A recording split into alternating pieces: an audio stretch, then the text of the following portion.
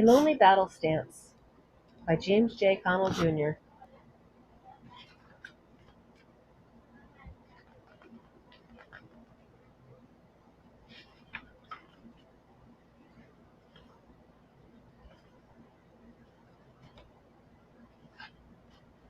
Chapter 1. We are coming, Abraham!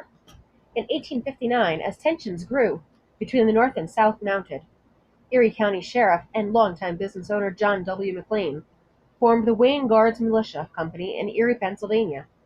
When President Abraham Lincoln made his very first call in 1861 for Northern volunteer soldiers to help protect the Union, 19-year-old Heinrich Thibault was among the first to join McLean's Erie Regiment.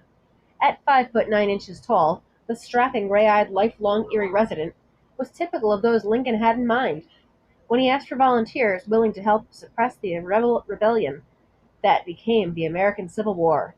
In those times, no city would be considered more typically Northern than Erie. If Atlanta, Georgia was to be considered the heart of Dixie, then Erie certainly could have been a prime candidate for the same honor in Yankee territory. By the time the American Civil War was over, nearly half of the eligible Erie County men,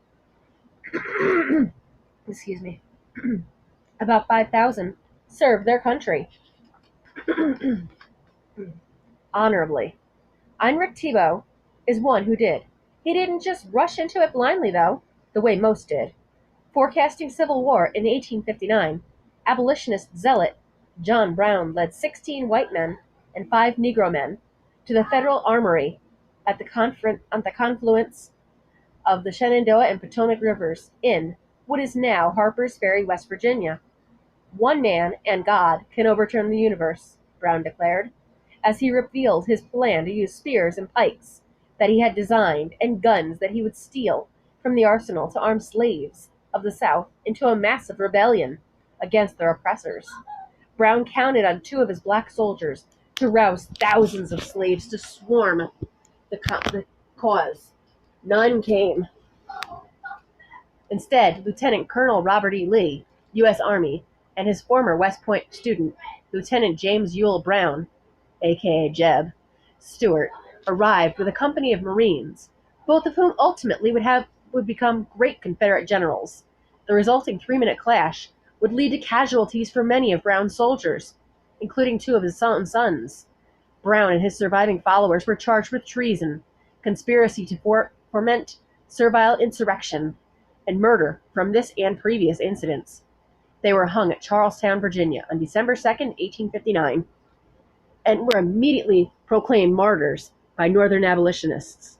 Much to the embarrassment of the Virginia government, Brown did not die like a crazed fanatic. He sat atop his coffin as they carried him to the gallows, encouraging the crowd to cheer and celebrate his martyrdom. At his sentencing, he made this grim prognostication of things to come that would consume the country for most of the upcoming decade. "Now, if it is deemed necessary that I should forfeit my life for the furtherance of the ends of justice, and mingle my blood further with the blood of my children and with the blood of millions in the slave country whose rights are disregarded by the wicked, cruel, and unjust enactments, I submit. So let it be done," Brown said. "The crimes of this guilty land will never be purged away with blood, but with blood." John McLean was very much aware of the growing hostility within the nation, and was in the majority when he predicted war between the states after he returned from President Lincoln's inaugural address in early 1861. When those premonitions came true, and the Confederates fired upon Fort Sumter, South Carolina, on April 12, 1861, Lincoln made his call for 75,000 volunteers to restore the Union. McLean was the first man from northern Pennsylvania in the field making his own call for volunteers, having served as captain of the Wayne Guards, naming it in honor of General Mad Anthony Wayne during the war with Mexico some 20 years prior. That old war horse John McLean was commissioned colonel of his reborn militia by proclamation of the Pennsylvania governor on April 21st, 1861. In only 4 days, 1,200 men responded to McLean's call. They came from the hills of Erie, Crawford, and Wayne into the city of Erie. Heinrich Thibault and his older brother Conrad were among the first men in the nation to volunteer to suppress the rebel insurrection. A spot of ground for a camp was soon selected in the eastern part of town and called Camp Wayne. There was hurrying to and fro in preparation for war. Tents were procured, sheds and cookhouses were constructed. Area farmers came pouring in with wagon loads of provisions for the country's gallant defenders.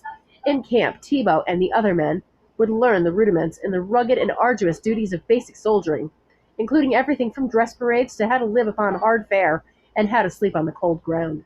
Patriotic women turned out to ensure the men were properly uniformed before departing to the seat of war. Needles and sewing machines were kept busy night and day, creating a handsome uniform, consisting of a blue jacket and pants and a shirt of yellow flannel.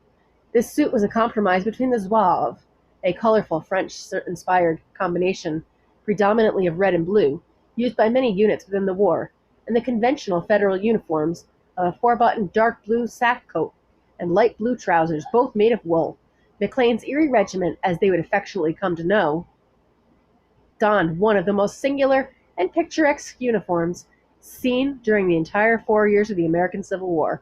Longtime businessman and Erie resident, Strong Vincent, who ultimately played such a glorious part in the history of his famous 83rd Pennsylvania Volunteer Infantry until his death at Gettysburg in 1863, was designated adjutant of the regiment by McLean. On April 29th, in the midst of a drenching rain, the regimental band led them up State Street to the train depot and onto the rail cars over Pittsburgh. The roar of artillery salutes mingled with the tears and waving handkerchiefs as they departed.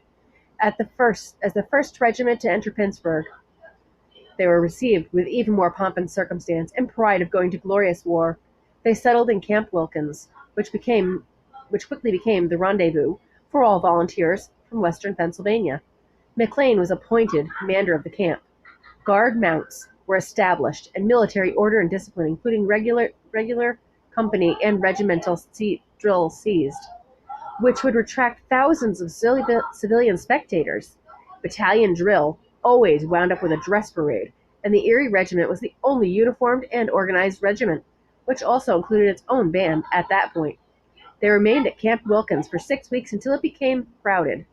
A new camp, Camp Wright, was laid out 12 miles up the Allegheny River, along a pleasant hill which sloped gradually to the river's edge, surrounded by high ranges and mountains, which threw a cool and refreshing shade over the camp. The men bathed in the river, ate well, and calmly sported away the hours while waiting a call to war. They rambled over a future career of glory and of a war that many felt only would last weeks or months. Little did they realize that for most of them, the perils, horrors, and hardships of war that lay ahead.